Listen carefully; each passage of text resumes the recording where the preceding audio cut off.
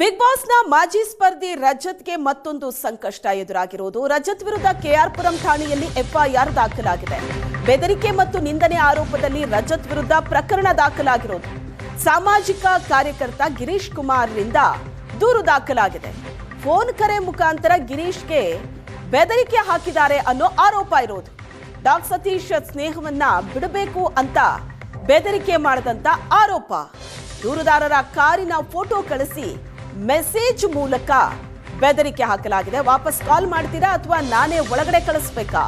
Conference ಕಾಲ್ನಲ್ಲಿ ಅವಾಚ್ಯ ಶಬ್ದಗಳಿಂದ ನಿಂದಿಸಿದ್ದಾರೆ ಅಂತ ಸಾಮಾಜಿಕ ಕಾರ್ಯಕರ್ತರು ದೂರಿನಲ್ಲಿ ಉಲ್ಲೇಖ ಮಾಡಿದ್ದಾರೆ, ಆರೋಪ ಮಾಡಿದ್ದಾರೆ.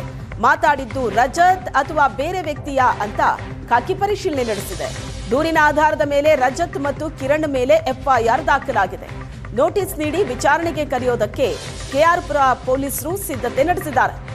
ಈಗ ಬಿಗ್ ಬಾಸ್ನ ಮಾಜಿ ಸ್ಪರ್ಧಿ ರಜತ್ಗೆ ಮತ್ತೊಂದು ಸಂಕಷ್ಟ ಎದುರಾಗಿರುವುದು. ಕೆಆರ್ ಪುರಂ ಠಾಣೆಯಲ್ಲಿ ಒಂದು ಎಫ್ಐಆರ್ ದಾಖಲಾಗಿದೆ.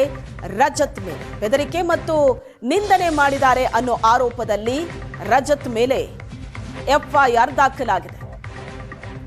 ಸಾಮಾಜಿಕ ಕಾರ್ಯಕರ್ತ ಗಿರೀಶ್ ಕುಮಾರ್ ಅನ್ನೋರು ದೂರನ್ನ ದಾಖಲಿಸಿದ್ದಾರೆ. ಫೋನ್ ಕಾಲ್ನ ಮುಖಾಂತರ ಗಿರೀಶ್ಗೆ ಬೆದರಿಕೆ ಹಾಕಿದಾರಂತೆ ರಜತ್. ಡಾಕ್ ಸತೀಶ್ ಸ್ನೇಹವನ್ನ ಬಿಡಬೇಕು ಅಂತ ಬೆದರಿಕೆ ಹಾಕಿದ್ದಾರೆ ಅಂತ ರಜತ್ ಮೇಲೆ ಕಿರಣ್ ಆರೋಪ ಮಾಡ್ತಾ ಇರೋದು, ಗಿರೀಶ್ ಕುಮಾರ್ ಆರೋಪ ಮಾಡ್ತಾ ಇರೋದು.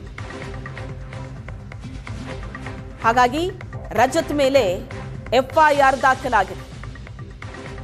ರಜತ್ ಮತ್ತು ಕಿರಣ್ ಇಬ್ಬರ ಮೇಲೆ ಎಫ್ಐಆರ್ ದಾಖಲಾಗಿರೋದು.